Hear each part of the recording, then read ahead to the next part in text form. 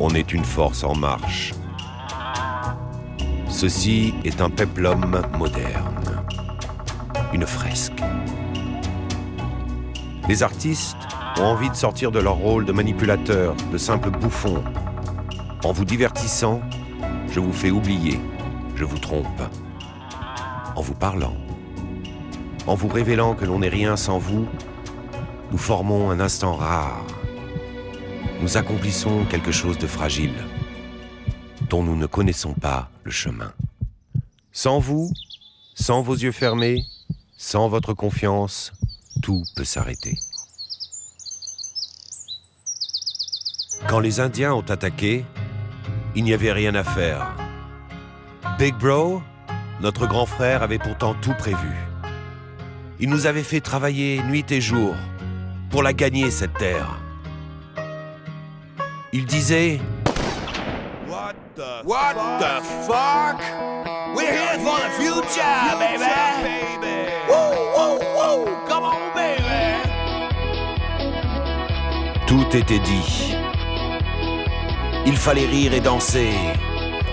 On buvait pour danser et pour rire. Jusqu'au jour où une jeune femme coupa les cordes du banjo. Elle implorait Big Brother d'arrêter, mais il l'a pris pour une indienne. Il a tiré, mais c'était trop tard. Il était cerné.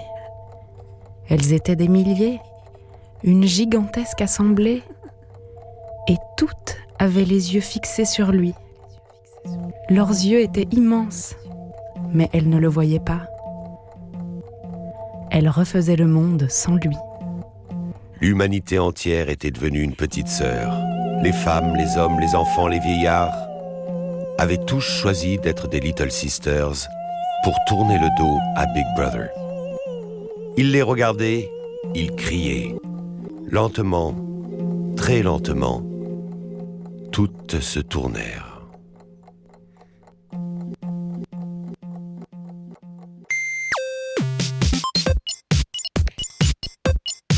Elles dégainent toutes leur téléphone, puis lèvent très lentement le bras.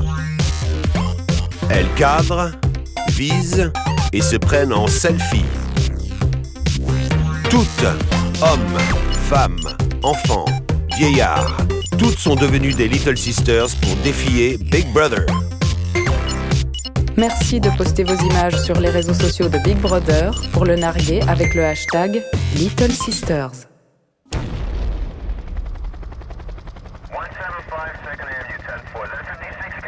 Big Brother n'aime pas être défié. Il sort la grosse artillerie pour aller au combat. Elles disparaissent d'un coup de la toile, laissant derrière elles un noir inquiétant.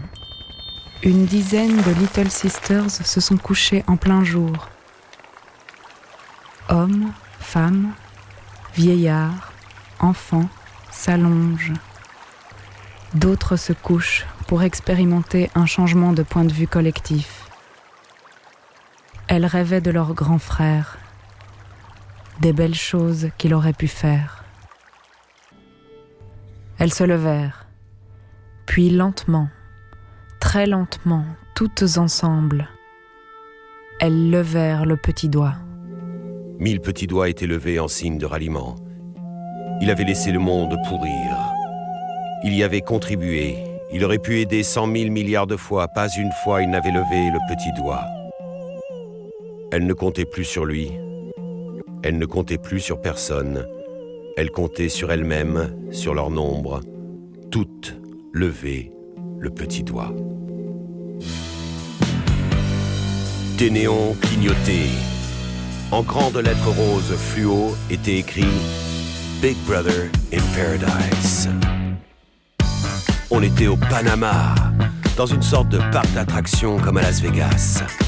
Big Brother avait créé un paradis fiscal véritablement édénique. Paradis fiscal. Au lieu de la gratuité, open bar, open university, open minds.